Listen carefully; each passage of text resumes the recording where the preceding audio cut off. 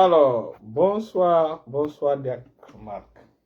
Bonsoir, pasteur. Bonsoir, bien-aimés frères et sœurs en Christ. Ouais. Bonsoir. Bienvenue encore sur la plateforme de l'école de la foi. Restez bénis au nom de Jésus. Amen. Restez bénis. Aujourd'hui, comme annoncé, nous allons conclure le sujet de la polygamie. Et puis, Diak Marc va nous partager, va nous donner quelques conseils pour nous les monogames. Vous savez, en tant qu'enfant de Dieu, on n'a pas droit à 2 femmes ou 3 femmes. Donc, il va donner quelques conseils à l'aide qui est venue, n'est-ce pas? Exactement. Jack Bakwan. Bonsoir, bienvenue.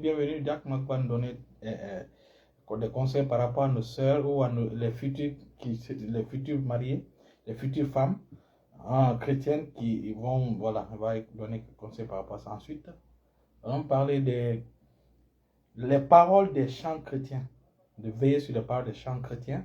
Et vers la fin, nous allons parler de la puissance que les enfants de Dieu ont reçue sur la croix, l'œuvre de la croix. L'œuvre de la croix, la puissance que nous avons reçue. Et peut-être on va maintenant donner quelques petits conseils par rapport à...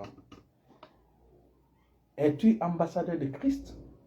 Sur Facebook, es-tu ambassadeur ou ambassadrice de Christ? Est-ce que ta page Facebook honore le Seigneur?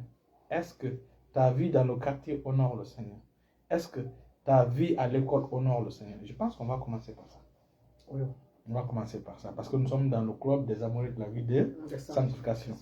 Et donc, la Bible déclare 2 Corinthiens chapitre 5, le verset 18, que nous sommes tous ambassadeurs de Christ. Nous sommes tous ambassadeurs de Christ. Alors, es-tu ambassadeur de Christ? C'est la question qu'on se pose. Es-tu ambassadeur de Christ? Si Jésus venait aujourd'hui, si Jésus devait rendre témoignage à ton sujet, tu sais, Dieu a rendu témoignage au sujet d'Abraham. Au sujet même de Job. Au sujet même de Job, n'est-ce pas? Au sujet de plusieurs personnes dans la Bible. Il a dit, mon ami Abraham, ça, je dois l'informer. N'est-ce pas? Ce qu'on doit faire à Sodome, je dois l'informer. Je ne peux pas cacher quelque chose à mon ami Abraham. Et donc, Moïse aussi l'a rendu. À Moïse même aussi. Si vous trouvez des prophètes, mais je ne parlerai pas d'autres. Comme je parle à Moïse. Comme je parle à Moïse. Vous avez vu comment Dieu a rendu témoignage. Bon, bienvenue ma fille Madeleine le dit. Vous voyez comment Dieu a rendu témoignage, n'est-ce pas? Oui. Mais maintenant, la question est de savoir, aujourd'hui, toi, enfant de Dieu qui nous regarde, ou toi qui vas nous regarder en différé, si Dieu devait parler de toi, quel témoignage il allait rendre de toi? C'est un bon témoignage ou un mauvais témoignage? Donc, toi-même, tu dois te poser cette question. Tu sais que tu as quelque chose à dire par rapport à ça. Oui, exactement, c'est ça. Dieu doit pouvoir se glorifier dans notre vie. Alléluia. Oui, c'est pourquoi la Bible dit que nous devons tout faire pour plaire à Dieu. Ouais. Bien, merci ma fille Madeleine. Nous devons tout faire pour plaire à Dieu, pour rester dans la foi.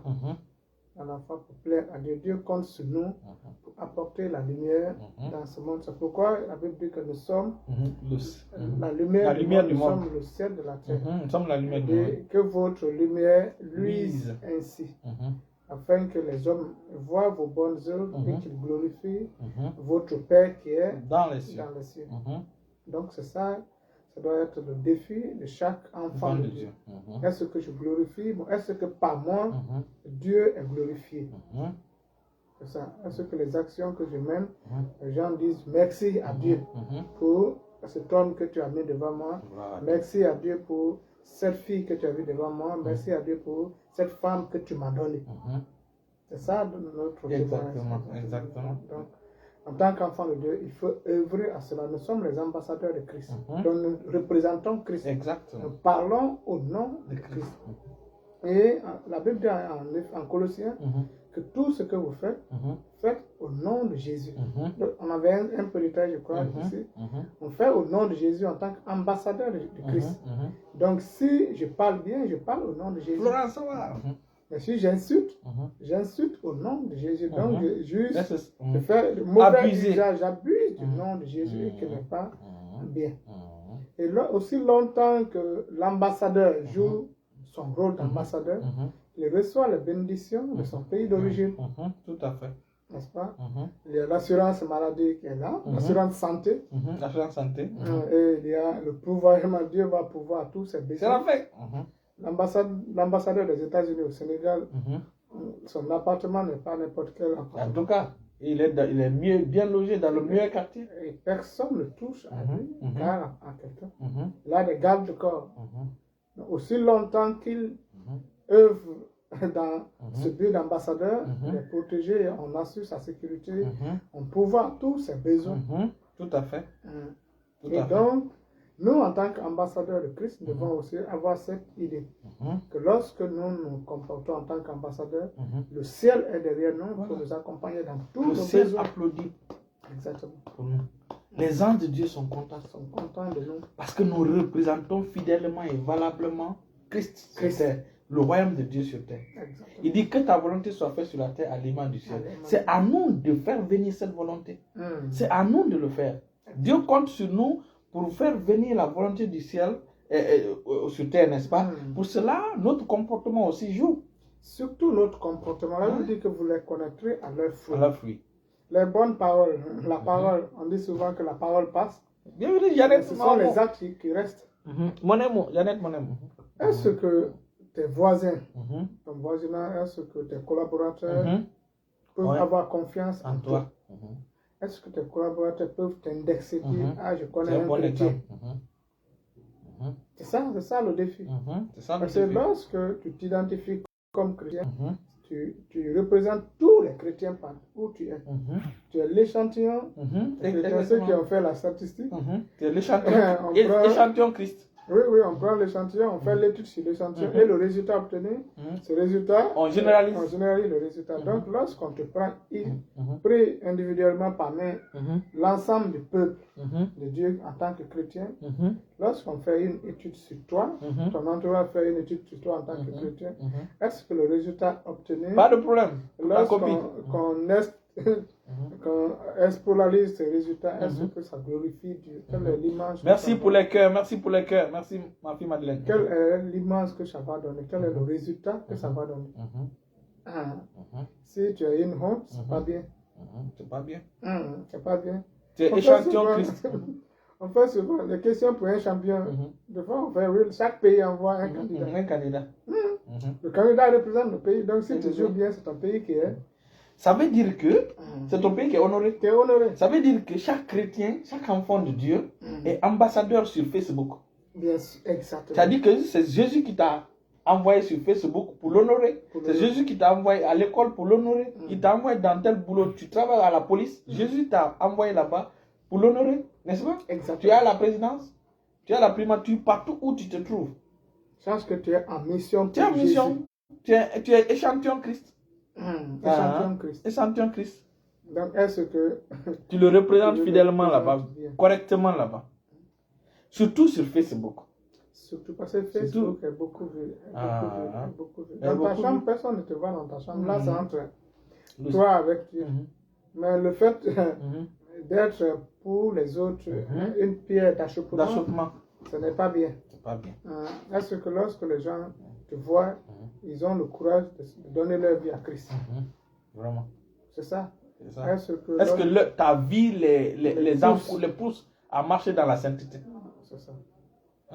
Une fille, tu te mets sur Facebook avec les saints dehors, tu pousses le peuple de Dieu à pécher.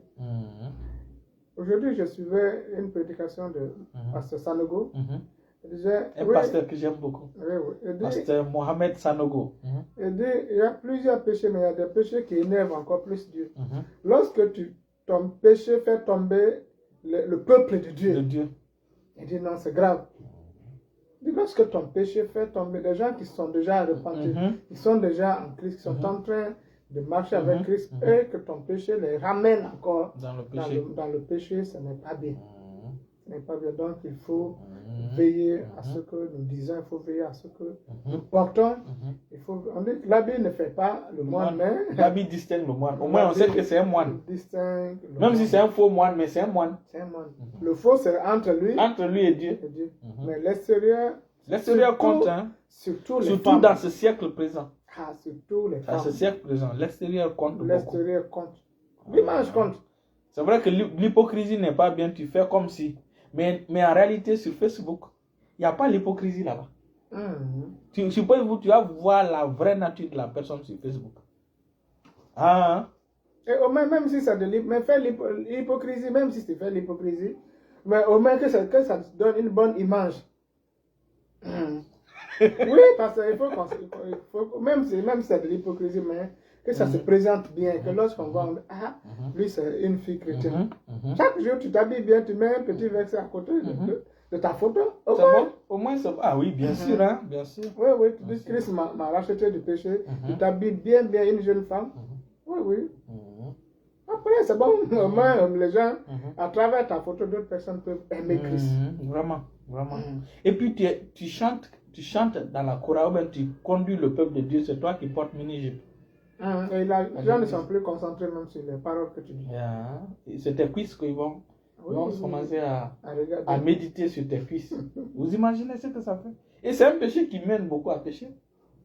Bien sûr, bien sûr. Bonsoir, ma fille Florence. Parce qu'il faut le reconnaître, le corps de la femme est un mystère. C'est un mystère. C'est pourquoi. C'est pourquoi. Non, mais le corps de la femme. On blague avec ça. Le corps de la femme est un mystère. C'est pourquoi la femme doit prendre soin de son corps. Ne pas exposer, ne pas laisser ton corps à la portée de tous. Le monde. Ton corps est le vrai temple. Quand on dit le temple, c'est le vrai temple de Dieu, le corps de la femme. C'est là-bas, c'est toutes les opérations. Docteur, imagine, Dieu utilise le corps de la femme pour procréer. Pour procréer. Oui, pour peupler la terre. Pour peupler la terre. Dieu utilise le corps de la femme comme son laboratoire. Dieu n'utilise pas le corps de l'homme. Non. Le corps de la femme, dont ton corps est vraiment quelque chose d'honorable. En venant sur Facebook, il faut vraiment te mettre en valeur. Il faut bien représenter Christ sur Facebook. Je pense qu'on a beaucoup parlé maintenant. Maintenant, question, chose, on a parlé de la polygamie, n'est-ce pas? Que c'est pas bon. Polygamie n'est pas bon, n'est-ce pas? Pourquoi ce n'est pas bon? En fait, c'est une comédie qu'on a vue sur les réseaux sociaux. Vraiment, c'est vrai que ça fait rire, mais... Oui, le monsieur dit mais il dit la vérité. Quand tu meurs, c'est ton derrière, il y a trop de pagaille dans ton derrière, tu vois. Il dit, polygamie n'est pas bon. Il dit, mais pourquoi polygamie n'est pas bon? Pourquoi ce n'est pas bon? Parce que quand tu es décédé, il y a trop de pagaille dans ton derrière. C'est-à-dire qu'il voulait traduire le sous-sous en français. Il dit que la polygamie, c'est pas bon parce que si la personne meurt, pagaille big benen na rambi. Pagaille big benen na rambi. C'est ce qu'il dit, il y a trop de pagaille dans son derrière. C'est-à-dire que derrière lui, il y aura trop de pagaille. Les enfants vont se lever les uns contre les autres. Les femmes vont... et puis finalement, il y a des parcelles, il y a des terrains à Conakry. Et même à Zélékouré. On a fait 10 ans, 20 ans, personne n'a construit dessus. Oui, oui. Parce qu'il y a toujours les litiges entre les enfants. Personne ne construit dessus.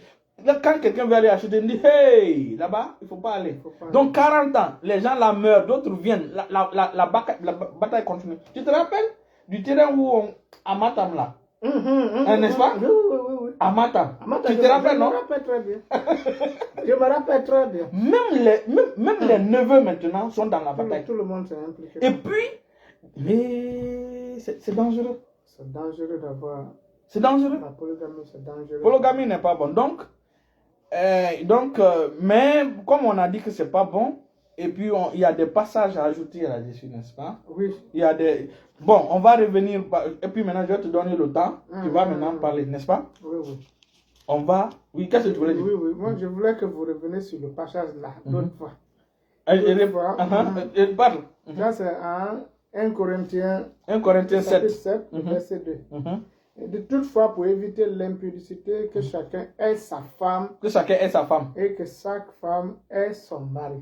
Faites le commentaire que vous avez fait la dernière fois. Parce que Gédéon utilise ton prochain. Oui. Et ton, son, c'est la même famille.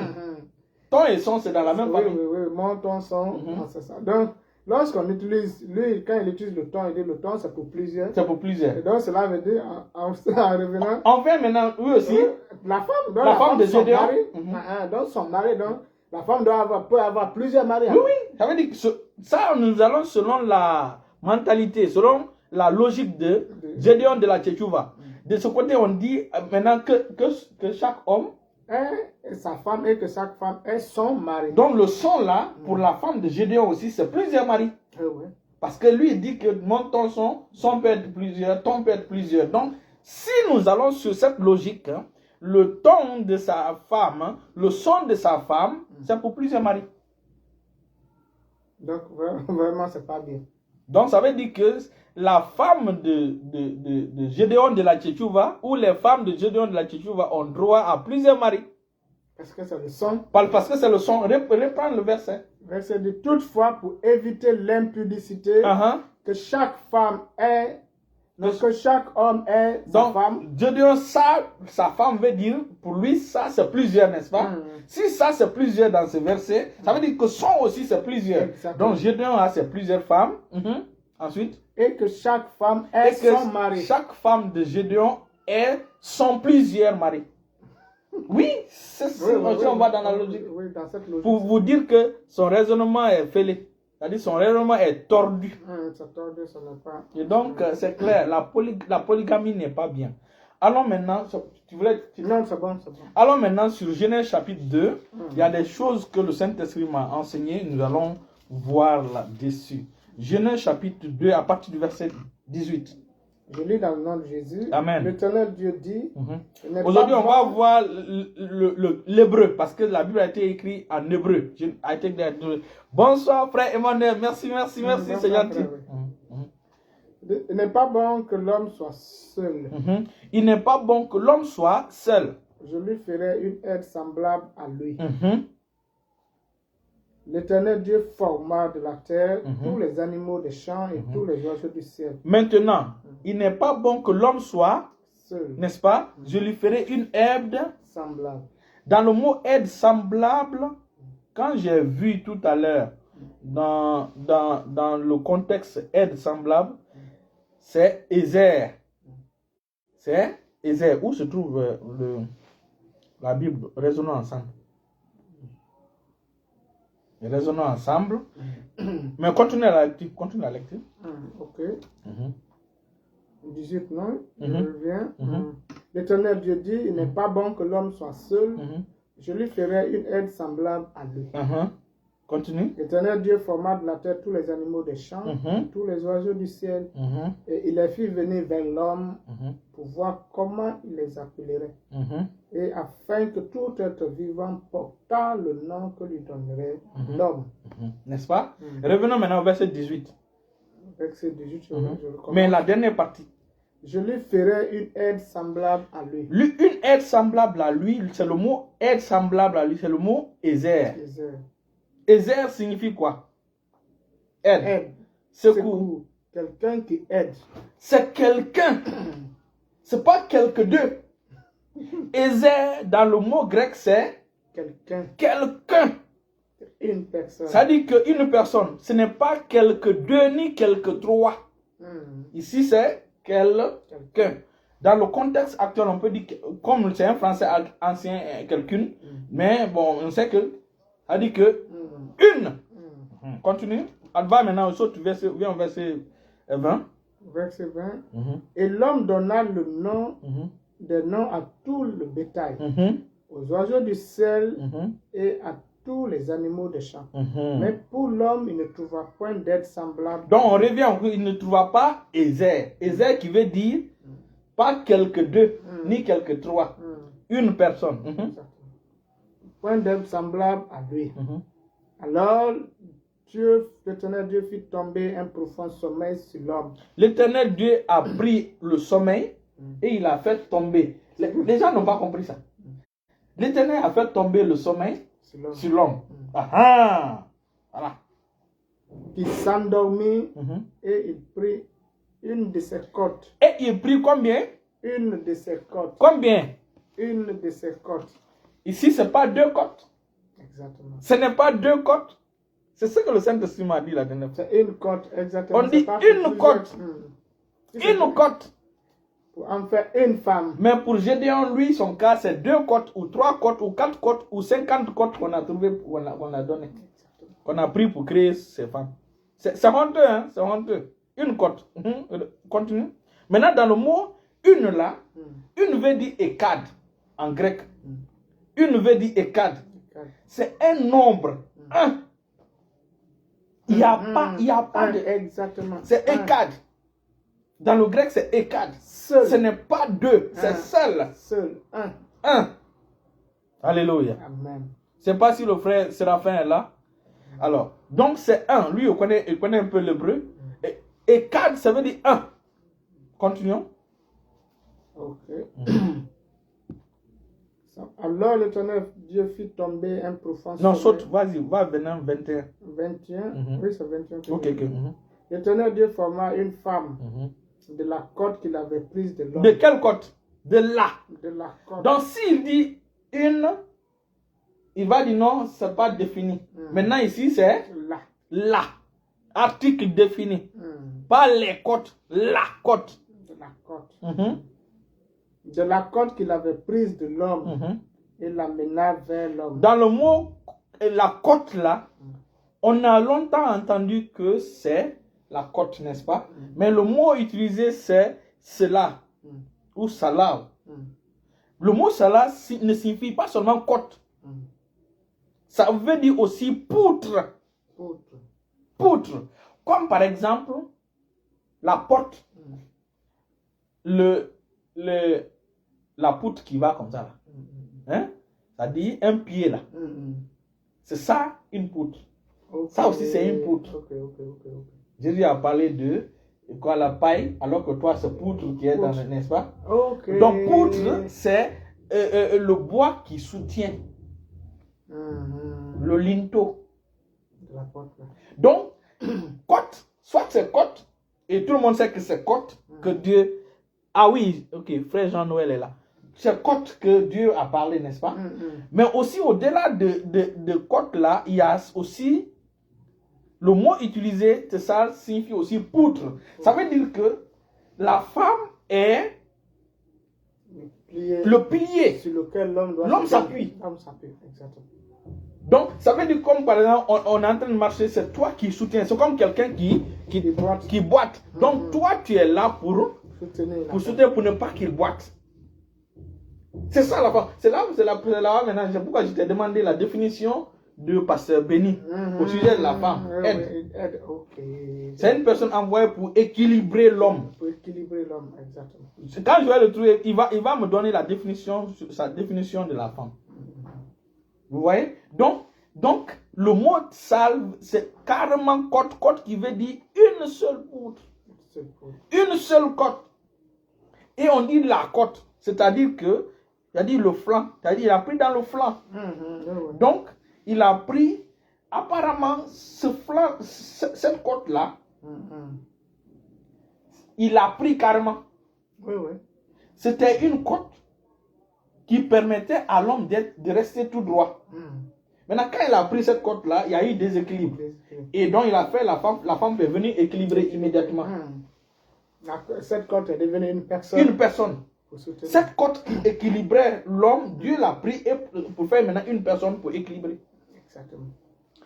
Ça, c'est le mot grec, hein? C'est le grec. Donc, vous pouvez aller lire. Donc, Gédéon de la Tchétchouva est un menteur. Continue. Dans ce domaine, c'est un menteur. Et l'homme dit, voici 7 fois celle qui est os de mes os et chair de ma chair. On l'appellera femme. C'est Adam qui a donné ce nom-là. Parce qu'elle a été prise de moi. Voilà. C'est pourquoi l'homme quittera son père. On a déjà expliqué ça, n'est-ce pas? S'attachera à sa femme. Et les deux. Il n'a pas dit les trois. Une seule. Les deux, pas les trois ni les quatre. Continue. L'homme et sa femme étaient tous deux. Ah! Est-ce qu'ils ont dit 3? Est-ce qu'ils ont dit 4? Non. Étaient tous le Saint-Esprit a attiré mon attention sur ça. Quand vous lisez ici, là, vous voyez que c'est clair et net. L'homme et sa femme étaient tous deux. Ça veut dire que sans l'homme, sans la femme, l'homme est déséquilibré. C'est ça. La femme vient déjà équilibrer parce que c'est une poutre tout droit. Bien sûr. Hein? Tout droite. Donc, c'est ça. Alors, on va aller maintenant dans Proverbe chapitre 18. Ok. Le verset 22. Proverbe 18. Gédéon de la Tchétchouva a besoin de délivrance. Hein? De ce domaine, dans ce domaine. Dans ce domaine. Bonsoir, frère. Bonsoir. Okay. Bienvenue. Proverbe 18. Proverbe 18, le verset 2. Le verset 2. Verset 2. 22. 22. Ok. Verset 22, je lis dans le nom de Jésus. Amen. Celui qui trouve une femme. Celui qui trouve deux femmes. Celui qui trouve une femme. Gédéon de la Tchétchouva. La Bible est claire. Celui qui trouve deux femmes. Non. Trois femmes. Celui qui trouve une femme trouve le bonheur. Ça, c'est Dieu qui définit. Écoutez, moi, je ne comprends pas. Celui qui a créé l'homme, c'est Dieu qui est l'auteur. Imagine, celui qui a créé ce téléphone-là, Techno, n'est-ce pas? Oui, oui. Il a créé, il connaît mieux Techno que quiconque. Maintenant, Gédéon, lui, il veut introduire des choses qui, comme si que le concepteur n'a pas prévu. En fait, c'est un pirate. C'est un pirate. Oui. Il veut pirater. Il veut pirater parce que le mariage, c'est Dieu qui a institué le mariage. C'est Dieu qui est le concepteur du mariage. C'est Dieu qui a. C'est comme celui qui a fait iPhone. Dieu connaît le mode de fonctionnement. Il connaît le mode de fonctionnement de l'homme. Et il l'a défini. Et c'est une seule cote qu'il a pris, pas deux cotes. C'est pourquoi maintenant dans Proverbe, il te dit, celui qui trouve cette cote-là, trouve quoi? Trouve le bonheur. Le bonheur. Maintenant, si toi, tu trouves deux cotes, ça, c'est pas le bon fonctionnement. Ce n'est plus avec Dieu. C'est toi qui vas te gérer toi. Si tu trouves deux, ce n'est plus le bonheur. C'est le malheur. C'est le malheur. N'est-ce pas? Continue. Gédéon lui trouve deux. Toujours dans Proverbe. Donc, c'est clair et net. N'acceptez pas tomber dans le mensonge de Gédéon de la Tchétchouva. N'acceptez pas. 18, 22. Ok. 22. Ngamba, oui, celui qui trouve. Oui. Celui qui trouve une femme trouve le bonheur. C'est une grâce. Proverbe 18, le verset 22. C'est une grâce qu'il obtient de l'Éternel.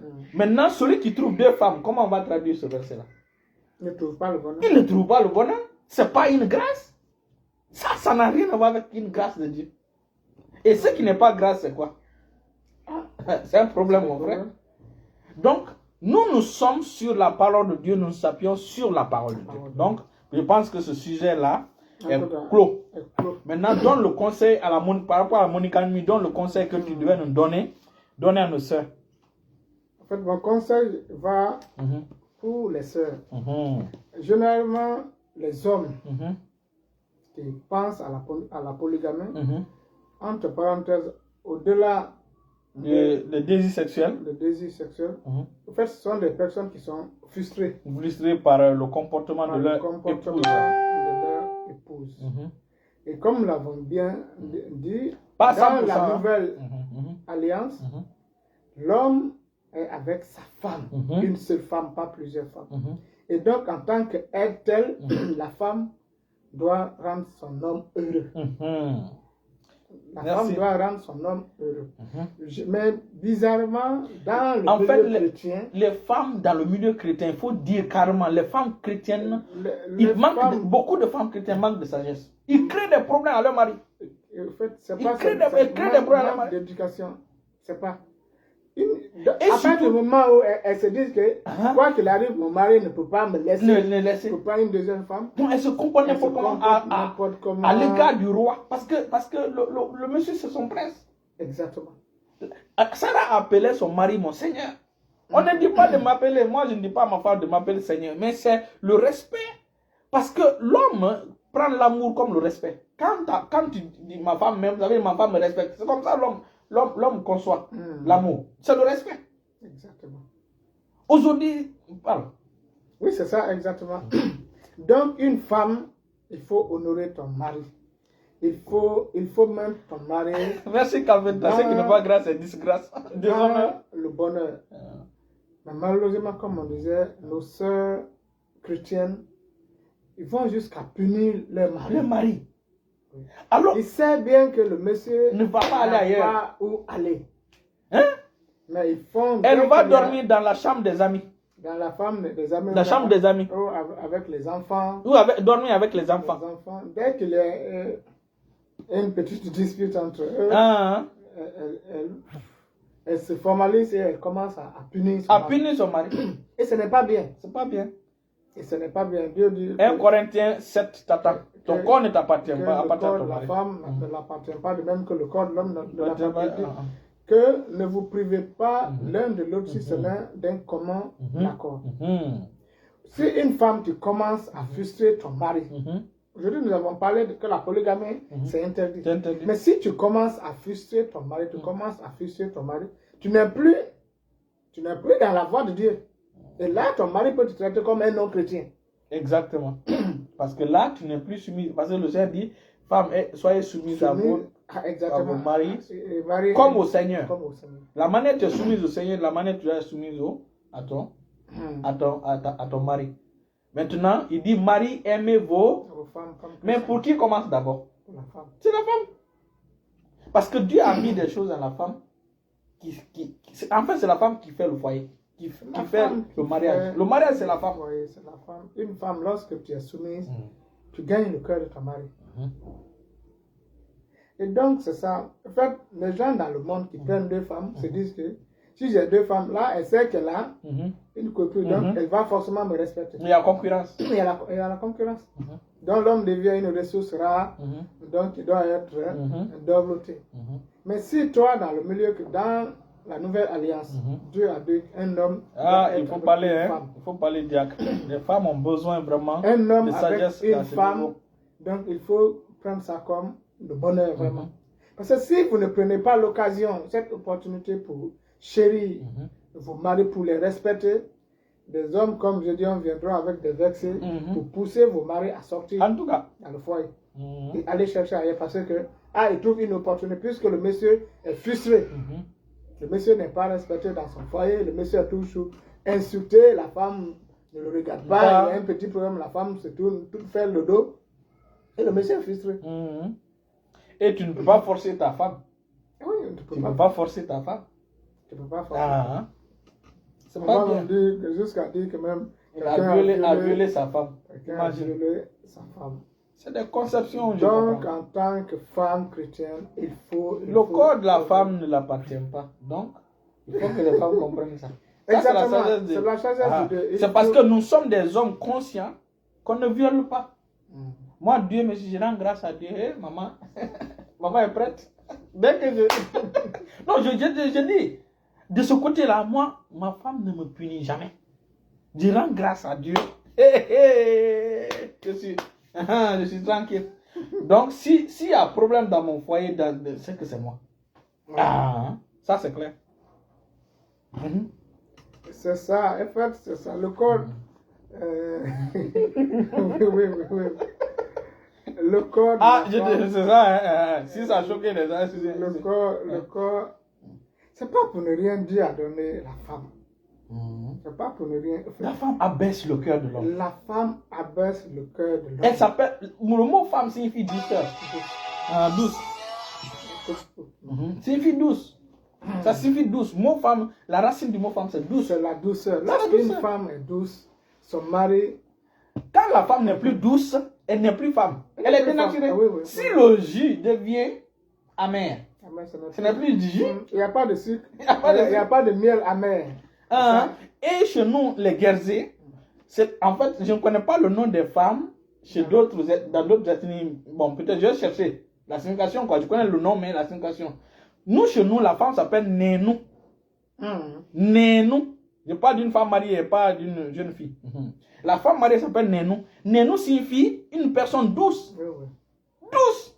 Une personne douce. Douce, ça veut dire un cœur doux. Douce personne. C'est ça la femme. Et en réalité, lorsqu'une femme est vraiment douce, son mari est dans le bonheur, son mari nage dans le bonheur. Et son mari est pressé pour rentrer à la maison. Aujourd'hui, vous voyez dans les familles chrétiennes où le monsieur finit par devenir alcoolique. Parce que le monsieur est traumatisé à la maison, dans sa propre maison. Le monsieur est traumatisé. Il rentre, ce n'est pas la paix. Il ne veut même pas rentrer. Donc, il reste quand il sort, il trouve des raccourcis. La femme doit créer des environnements, vraiment climat. Vraiment un environnement favorable. En fait, le foyer, c'est le paradis.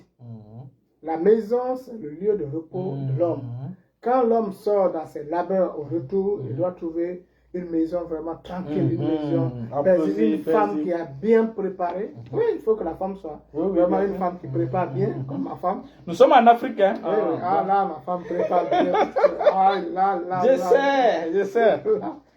Donc, il faut une femme qui prépare bien. Il faut t'apprêter au retour de ton mari, de ton grand roi, quand il revient. Il venir manger. Il mange, rapidement. Il se repose. Mais si une femme, tu commences à imiter des femmes polémiques qui disent que une femme querelleuse. Une femme querelleuse, ils disent que l'homme est là, l'homme est tout le monde, il n'y a pas deux capitaines, chacun est capitaine dans le même bateau. Dans la vision de Dieu, il n'y a pas égalité entre hommes et femmes. Dans la vision de Dieu, les deux sont complémentaires. En fait, il n'y a pas de supériorité. L'homme n'est pas supérieur à la femme n'est pas supérieure à l'homme. Dans la vision de Dieu. Dieu a mis des choses dans la femme, c'est pourquoi il a donné cette position à la femme d'aide. Dieu a mis des choses dans l'homme, c'est pourquoi Dieu a mis cette position de chef à l'homme. Voilà. Un chef ne veut pas dire que la personne est supérieure. C'est ça. C'est une position d'autorité. C'est pour ceux qui connaissent le puzzle là. Les trucs qu'on colle. Oui, les puzzles. C'est-à-dire qu'ils s'emboîtent. Ils s'emboîtent comme ça. Parfaitement, correctement. Oui, c'est exactement ça. C'est comme la main gauche et la main droite. Lorsque ça qui s'emboîtent.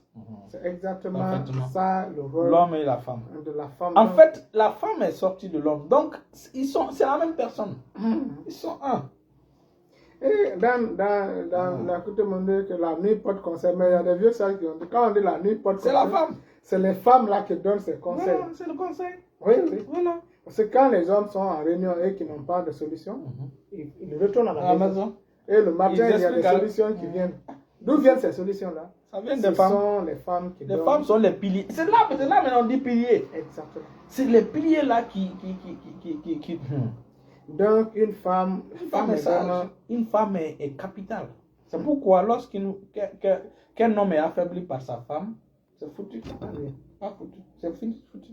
C'est pourquoi, en tant que femme, c'est toi qui dois élever. En réalité, ce n'est pas l'homme qui élève, c'est la femme qui élève son mari. C'est la femme. Lorsque tu as une femme derrière toi, avant de sortir, tu te dis, va, tu vas réussir. J'ai confiance en toi. J'ai confiance en toi. Je sais que tu vas réussir. Et lorsque tu vas, c'est comme une force motrice qui est en toi. J'ai un témoignage. Actuellement, c'est-à-dire depuis que j'ai quitté là-bas, je suis venu par là, de temps en temps, pas tous les jours, mais par semaine, 3 fois ou comme ça, ou 2 fois ou 3 fois ou 4 fois, ça dépend des jours, ça dépend des semaines. Ma femme me bénit chaque matin. Amen. Quand on cause les matins, elle me bénit. Elle me dit, aujourd'hui, tu seras béni au nom de Jésus. Les anges de l'Éternel vont... Elle me bénit. Attends, je vais te montrer après. Dans le téléphone. Le matin. On reste à cause. En fait, moi, quand elle a commencé, ça m'étonnait, quoi. Mais, j'ai dit Amen, Amen. Et elle continue. Même hier. C'est exactement ça. Elle me bénit. Et une femme, lorsque tu portes, on est derrière un grand homme. On va passer. Il y a Conclure. Il y a une grande femme. Il y a une très très grande femme. Donc, une femme, c'est toi qui fais ton mari. C'est ça, c'est toi qui fais ton mari. Tu es là pour élever ton mari. Si ton mari est grand, c'est toi. Si ton mari n'est pas grand, c'est toi. Si ton mari est respecté, c'est toi. Si ton mari n'est pas respecté, c'est toi. Donc, une femme, quand la Bible dit que c'est la femme qui bâtit la maison, on n'a pas dit c'est l'homme qui bâtit la maison. Une femme sage bâtit sa maison.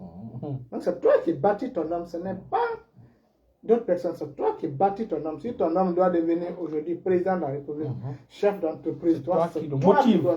Tu es la motivatrice. Cette force. Tu es la force qui génère cette. Et lorsque une femme va dans ce sens-là, collabore dans ce sens-là, je crois que son mari sera un ange pour lui. Et dans le foyer, c'est la concurrence entre le mari et la femme.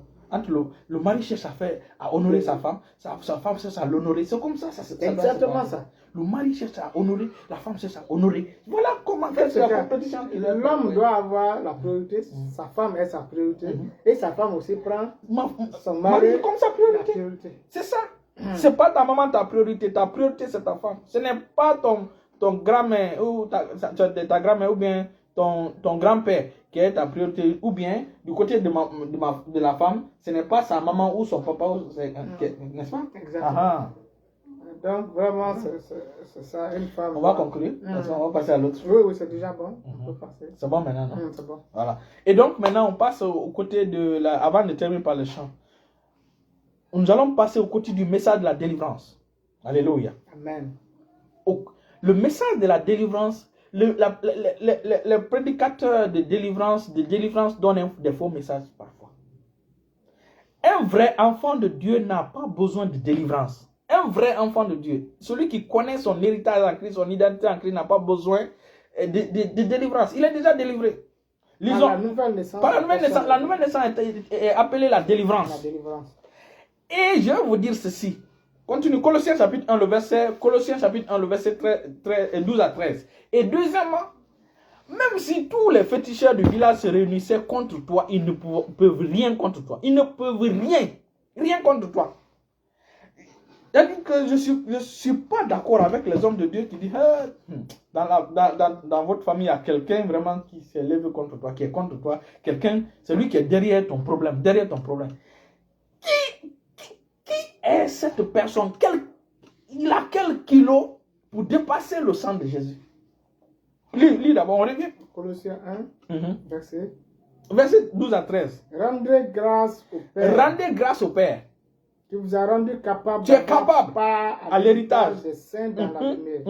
Qui nous a délivrés. Il nous a délivrés. Regarde le temps de ce verbe. Il nous a délivrés. De la puissance des ténèbres. Il nous a délivrés de la puissance de cette vieille-là qui est contre toi.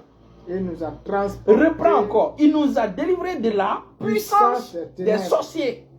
Je ne comprends pas quel pasteur peut se lever pour dire que derrière ton problème c'est la vieille là. La vieille là ne peut rien. Si la vieille là peut quelque chose, c'est parce que ton feu est éteint. C'est parce que ton feu est éteint. Ou bien tu ne connais pas ton identité en Christ. Tu ne sais pas qui tu es en Christ. Jean-Baptiste a dit que moi je baptise d'autres. Mais il y a quelqu'un qui vient après moi, il est dangereux. Je ne peux même pas. Lui, il va vous baptiser du Saint-Esprit et de feu. Le feu là sert à quoi? Moi, c'est des messages qui me donnent la colère sainte. Dites la vérité. Les enfants de Dieu sont des pierres vivantes. Les enfants de Dieu sont dangereux. Je vais vous montrer comment on est dangereux. Quelqu'un qui marche sur les serpents et les scorpions, vous pensez que c'est n'importe qui? Hein? Qu'est-ce qu'une vieille sorcière du village va le faire contre lui? Qu'est-ce que Jésus a dit? Cette pierre, si ça tombe sur toi, on t'écrase. Si tu tombes sur lui. Qu'est-ce qui est ce sorcier-là qui peut... C'est parce que tu ne connais pas qui tu es en Christ.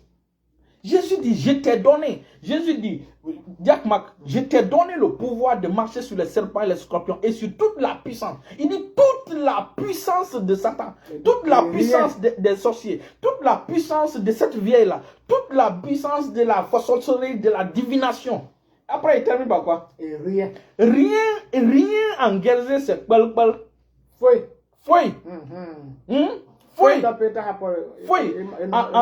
En sous cessez. C'est mon nom. En question sur ma femme, c'est Nyanyele. Je ne sais pas si. Nyanyele. Je sais, c'est ça. Nyanyele. Le frère Emmanuel va peut-être confirmer. Nyanyele. Rien. Moi, je suis étonné qu'un pasteur ou qu'un prophète ou qu'un évangéliste ou qu'un docteur ouvre sa bouche pour dire à l'enfant de Dieu. C'est la vieille là où c'est le monsieur là, c'est ton oncle là qui a réussi à te mettre derrière. C'est faux. Écoute, ils vont prendre ton nom. Dieu connaît ça. Même dans l'Ancien Testament, n'est-ce pas? Il dit ils te feront la guerre. Mais ils ne vaincront pas. C'est exactement ça. Dieu, et ça c'est l'Ancien Testament. Ça c'est avant la mort et la résurrection de Jésus sur la croix. Moi, on prend mon nom, on envoie, c'est un féticheur. C'est le feu qui apparaît là-bas. Écoute, nous ne sommes pas n'importe qui. Nous sommes les enfants d'un Dieu qui répond par le feu. Nous sommes des Élie. Nous sommes des Élysée. Jésus est monté, n'est-ce pas? Et il a fait tomber son manteau sur nous. Et son manteau s'appelle Saint-Esprit, mon frère. Le Saint-Esprit est le feu de Dieu. C'est la puissance de Dieu. Écoute, c'est ce Saint-Esprit-là qui était avec Daniel, avec les 3 compagnons de Daniel dans le feu. Oui, oui. Le Saint-Esprit-là neutralise l'effet du feu sur les gens. Quel est l'effet de cette sorcière-là contre ton destin? Je ne comprends pas. Hein? C'est ça, soyez transformé par le renouvellement de l'intelligence. C'est ta pensée qui doit être renouvelée. Tu n'as pas besoin de gêner. Tu peux gêner pour autre chose, mais pas pour gêner parce qu'une sorcière est en train de... Ou bien passer des nuits blanches parce qu'une sorcière est en train de te poursuivre, ou bien en train de manigancer ton destin. Écoute. Dans Nombre chapitre 23, le verset 23, la Bible dit que aucune divination. C'est ça, tout à fait. Mon frère Emmanuel dit tout à fait, c'est ça. C'est ça, je comprends qu'ici. Donc, il dit la divination ne peut rien contre Israël. Ni l'enchantement ne peut rien contre Israël, ni la divination contre Jacob. Mets ton nom là-bas. Va lire Nombre chapitre 23, verset 23. Amen. Quand même, écoute, moi, même si tous les sorciers de l'Inde, moi, personne ne peut, celui qui veut toucher à mon destin, la personne, sa main est brûlée ou sa main est coupée.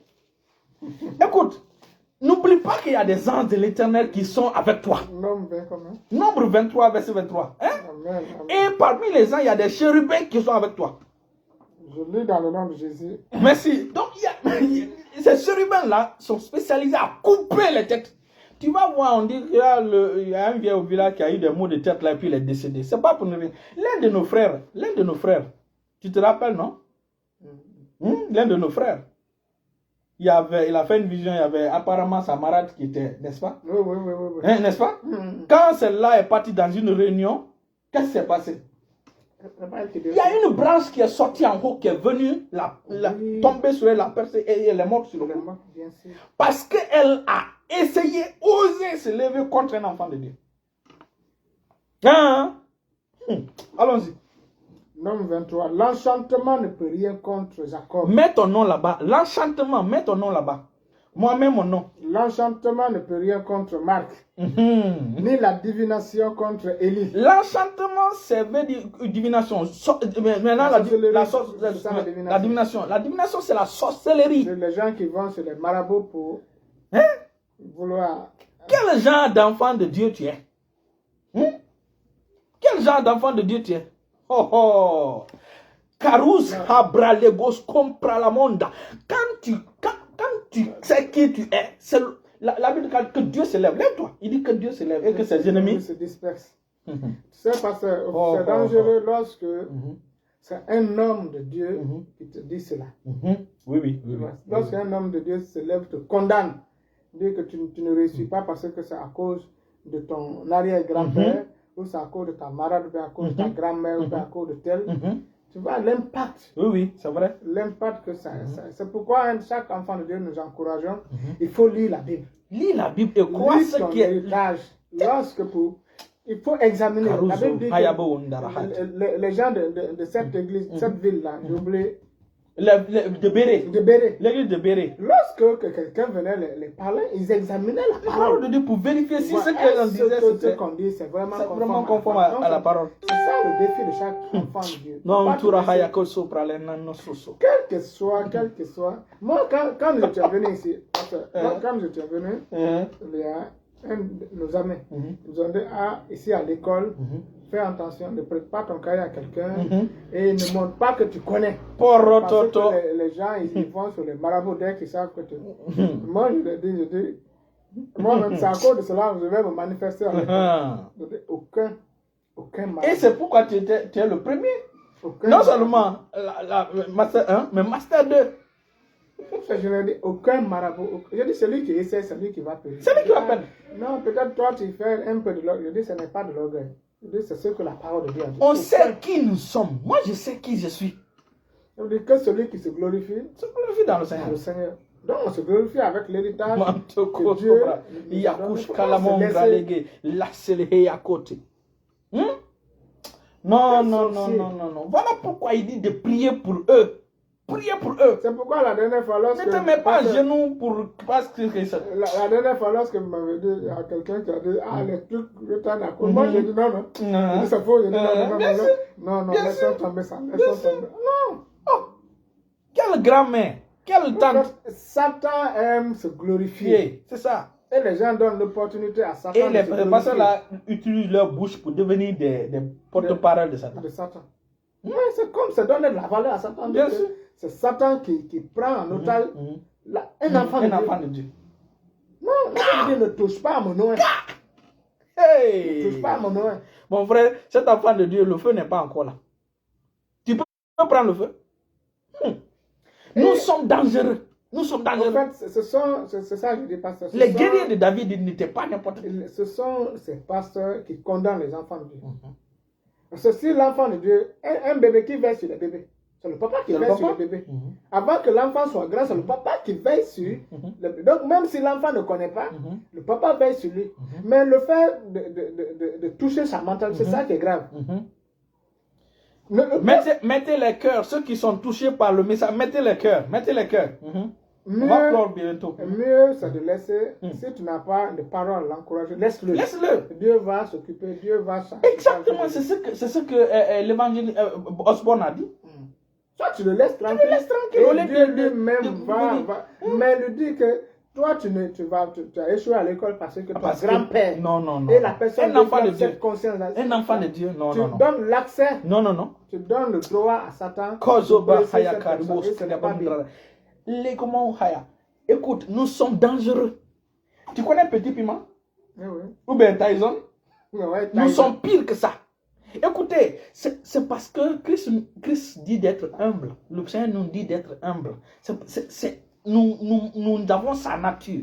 Dieu est le Tout-Puissant, mais il est humble. Oui. Nous, on n'aime pas montrer. Mais garde à toi de toucher.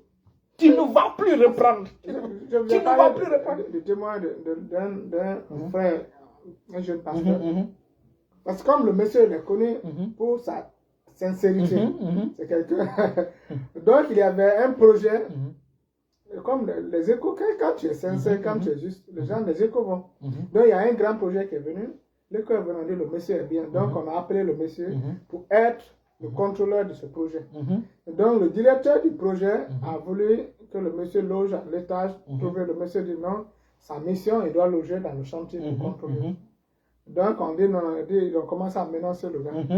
Il dit ok, tu vas me connaître. Ils ont oui, tu vas me connaître. Il y a il y a tel Serengui, tel Serengui. Donc il a dit si je suis de tel là, tu verras. Le monsieur aussi dit si moi je suis chrétien, tu verras. Ah ouais. Et puis, ils se sont lancés le défi devant plusieurs personnes. Mais une semaine n'est pas passée, le gars est mort. Voilà. On ne sait pas comment il est mort. Voilà.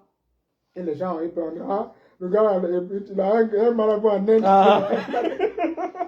Notre marabout, c'est Jésus. On ne joue pas avec un enfant. On ne joue pas avec un enfant de Dieu. On ne joue pas. C'est parce que les enfants de Dieu ne connaissent pas leur identité. C'est pourquoi Satan utilise l'ignorance pour pouvoir affliger les enfants de Dieu. Jésus a dit, vous avez lu un passage en Isaïe, que vous êtes un traîneau aigu. Oui, Isaïe 41. Lisons, Isaïe 41, à partir du verset 10. Isaïe 41, à partir du verset 10. Prenez note, vous allez voir. Écoutez, nous sommes dangereux. Nous sommes de la race de Dieu. Nous sommes de la même nature que Christ. Christ est la pierre dangereuse. Quand tu tombes sur cette pierre, tu es brisé. Quand cette pierre tombe sur toi par malheur, tu es pulvérisé. On ne voit même pas tes traces. Il dit ne crains rien, car je suis avec toi. Il dit ne crains rien, frère Jacob, car je suis avec toi. Ne promène pas des regards inquiets. Ne t'inquiète même pas. Car je suis ton Dieu, je te fortifie. C'est moi ton Dieu, c'est Dieu qui parle. C'est moi ton Dieu, c'est moi qui te fortifie. Je viens à ton secours. Je viens à ton secours et il est déjà venu par Jésus. Je te soutiens de ma droite. Il a fini de te soutenir. Il dit, voici, ils seront confondus. Ils seront confondus. Ils seront couverts de honte. Honte.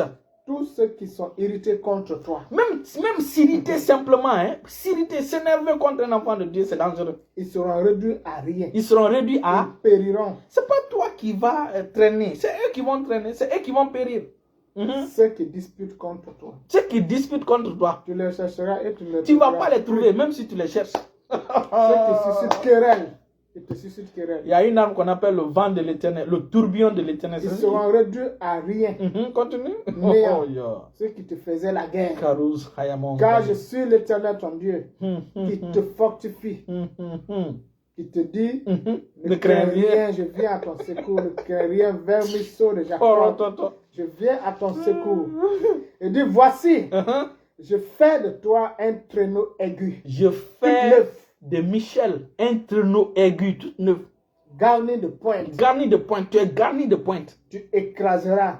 Tu écraseras. Tu broyeras les montagnes. Tu broyeras les montagnes. Tu les rendras comme des collines semblables à de la balle. Lève-toi. Amen. Écoute, c'est la parole de Dieu qui te montre qui tu es. Et si tu sais qui tu es, on dit tu es plus que vainqueur. Hein? Tu es plus que vainqueur. Et n'oublie pas ceci. Jésus a dit, si vous continuez dans ma parole, vous serez vraiment mes disciples. Alors vous connaîtrez la vérité. Et la vérité vous... j'affranchis. C'est la vérité qui te délivre de cette sorcière-là. C'est la vérité qui se délivre de leur manigance. C'est la vérité qui te délivre de toutes ces choses. Et cette vérité-là, c'est qui? Christ. Jésus a dit, je suis le chemin. La vérité et la vie. Et il t'a délivré. En Colossiens chapitre 1, le verset 13, il dit, il t'a délivré de la puissance des ténèbres et t'a transféré dans le royaume de son Fils bien-aimé. C'est ça. Donc c'est sa responsabilité de veiller sur toi, de veiller sur ton projet. Il dit, je sais, Dieu dit, je sais. Dieu se tape la poitrine. Il dit, mon frère Michel, je sais quel projet j'ai pour toi. Ce sont des projets de bonheur, de paix et non de malheur. Et puis pas des projets de bonheur et non de malheur. Pour te donner un avenir. Écoute, moi ça me fait rire lorsqu'on me dit que c'est elle qui est derrière ton problème, c'est pourquoi tu... Écoutez, il ne peut pas, il est trop petit. Il est trop petit. Il est trop petit. Les gens pensent que le retard que Dieu met dans ta marche, ils pensent que c'est la main de l'ennemi. Non. Autant marqué, tu seras élevé. Dieu attend que tu reçois certaines sagesses que toi tu as refusées. C'est pourquoi Dieu retarde. Exactement. Le retard, ça dépend. C'est toi. Toi-même. C'est toi-même. Dieu veut que tu marches selon sa sagesse. Mais toi, tu refuses de marcher selon sa sagesse. Et tu ne verras pas. Et donc, s'il te laisse monter, ça va te casser. Salomon n'a pas été formé comme il faut. Regarde ce qu'il a fait. Combien de femmes il a alignées? 1000 femmes. Adam n'a même pas souffert pour avoir même sa femme. Il a son jardin gratuit. Hein? Il a laissé le jardin se gâter lui-même. N'est-ce pas? Voilà. Dieu veut que tu sois formé. Et quand il t'établit, tu es établi valablement. David a été formé. C'est pourquoi il a été établi valablement. Il a représenté Dieu. Les gens craignent David. David. Quand on dit David à son temps, les gens avaient peur. C'est pourquoi Jésus est honoré. Jésus, c'est le fils de David. Exactement. Quand tu vas dans Matthieu, tous ceux qui ont dit fils de David les a répondu rapidement. Parce qu'il sait, nous tout le monde sait qui est David. Écoute, quand tu vas dans Matthieu chapitre 1, le verset 1, quand on te donne la généalogie de Jésus, on résume. Jésus, fils d'Abraham, fils de David. Pour te dire que ça dit que ce n'est pas des personnes ordinaires. Les deux ont fait des guerres, ils n'ont eu aucune défaite. David n'a jamais connu de défaite. Abraham a fait la guerre. Oui. C'est vrai qu'Abraham n'était pas militaire, mais il a formé des gens. Il a formé parmi ces hommes, il a pris 318. Pour aller combattre 2 royaumes. 3 royaumes. Et il les a vaincus. Il les a vaincus. Voilà pourquoi je veux que tu écoutes la parole de Dieu avec moi. Quand on finira cette phase de la parole, tu n'auras même pas le temps. Tu n'auras même pitié de la personne. Tu auras pitié de la personne. Parce que, si vraiment, parce qu'il se peut qu'on mente sur les gens. Il se peut qu'on dise, c'est ta tante là, alors que la tante là n'a rien à voir. C'est cette femme là marâtre, alors que la marâtre n'a rien à voir. C'est elle. Mais si la personne a quelque chose derrière, la personne ne va plus reprendre. Tu te rappelles Pour l'histoire de Moussa. de l'histoire de Mustapha? La dame a été devenue forte. La dame a essayé parce que Mustapha, il fait partie, c'est une famille polygame. Mustapha, la maman de Mustapha n'est plus dans le foyer, donc il ne peut pas, n'est-ce pas? Les conséquences de la polygamie. Maintenant, la dame là fait des choses contre Mustapha. Le résultat, c'était quoi? La folie. La femme est devenue folle. Il a fallu qu'on vienne demander, que les imams se réunissent pour venir demander à Mustapha pardon. Moi, j'ai vu cette femme-là. Quand on a quitté les choses, on est parti avec le Mustapha, aller annoncer la bonne nouvelle, évangéliser Koya et au Doubreka. À notre retour maintenant, on est passé par là-bas. Mais quand la femme la voit, Mustapha, il vient saluer, il respecte tellement Mustapha. C'est ça. On ne joue pas avec un enfant de Dieu. On ne joue pas. Voilà pourquoi nous on prend le temps, au lieu de faire combat spirituel, on prend le temps pour louer le Seigneur. Ouais, mais combat spirituel ne dépasse pas. Par semaine, peut-être, c'est comme 7 minutes. 7 minutes. Avant de dire oh non, la personne a dégagé. En fait, notre combat doit être comment nous maintenir dans la foi en dans Christ. la foi en Christ. C'est ça le combat. C'est le bon combat de la foi que la Bible dit. On a un seul combat, le bon combat de la foi. Parce que la victoire est déjà obtenue depuis plus de 2000 ans. C'est à toi maintenant de rester appuyé sur la parole de Dieu. Parce que la parole ne souffre jamais. La parole ne souffre jamais. Il y avait une sorcière, tu te rappelles, non, une histoire de sorcière, n'est-ce pas? On a réglé ça en quelque temps, ici. Et on n'a pas réglé en réalité par la prière. Je l'ai dit de réciter, de répéter. La petite là, je l'ai dit, Jésus a dit, il dit, je vous ai donné le pouvoir. Il dit, maintenant je dis, tu vas dire, moi tel, j'ai reçu le pouvoir de marcher sur les serpents, sur les scorpions et sur toute la puissance de Satan. Rien ne peut me nuire. Et depuis, on n'a jamais fait de vision. Depuis. Ce démon sorcier qui venait là, personne ne vient maintenant. Alléluia. Donc, on a beaucoup de choses à se dire. On va continuer dimanche. Mais, ça c'est par rapport à l'ami. Donc, mais, il y a des passages, quand tu vas les méditer, nous sommes dangereux. Il y a une odeur sur nous. Nous allons terminer par là-bas. 2 Corinthiens chapitre 2. 2 Corinthiens chapitre 2. À partir du verset 14. C'est là où nous allons terminer parce que nous avons déjà pris du temps. Je n'aurai pas encore le temps pour les chantres. Peut-être demain, je ne sais pas. On va parler des chantres, des chants, des paroles des chants. 2 Corinthiens 2, verset 14, je lis dans le nom de Jésus. Amen. Grâce soit rendue à Dieu. Grâce soit rendue à Dieu. Qui nous a toujours fait triompher. Il nous a toujours fait triompher. En Christ. En Christ. Et qui répand. Toujours, par nous, en tout lieu. Et qui répand par nous en tout lieu. L'odeur de sa connaissance. L'odeur de sa connaissance. Ah, sa connaissance est extraordinaire. Nous sommes en effet, pour Dieu, la bonne odeur de Christ. Nous sommes en effet. Là maintenant, tu mets mon nom. Pasteur Eli est en effet. La bonne odeur de Christ. Parmi ceux qui sont donc, si mets ton nom là-bas. Et parmi ceux qui périssent. Donc, je suis la bonne odeur parmi ceux qui sont sauvés et parmi ceux qui périssent. Aux uns, une odeur de mort. À ceux qui périssent, à ceux qui ne veulent pas recevoir Christ et qui se sont levés contre moi, je suis une odeur de mort. De mort. Donnant la mort. Donnant la mort. Aux autres, une odeur de vie. Aux autres qui veulent accepter Christ, qui veulent que je parle, ils comprennent. Ça pour eux, c'est une odeur de vie. Donnant la vie. Donnant la vie. Et qui est suffisant pour ces choses. C'est suffisant. C'est pourquoi il dit, si tu sais qui tu es. Écoute, je vais te dire ceci. Tu es appelé enfant de Dieu, fils de Dieu. Et tu n'es pas fils de Dieu, tu es fils de Dieu par puissance. Tu es fils de Dieu avec puissance. Tu es fils de Dieu avec puissance. Pas fils de Dieu comme ça. Nous sommes de la génération du lion de la tribu de Juda. Amen. Nous ne sommes pas, c'est-à-dire que nous ne sommes pas devenus enfants de Dieu lorsque Jésus était agneau de Dieu. Non. La nouvelle naissance a commencé lorsqu'il est ressuscité d'entre les morts. Donc, nous sommes la génération des ressuscités d'entre les morts. C'est-à-dire, nous avons la puissance de résurrection en nous. Nous marchons avec la puissance de résurrection. Oui, ça c'est vraiment fort. Nous ne nous identifions pas à l'agneau, mais au lion. Au lion. Qui peut oser s'attaquer à un lion? Même si le lion dort. Même si le lion dort. Et la Bible dit le lion, c'est le seul animal qui ne recule pas. Il ne recule pas. Non, on avance.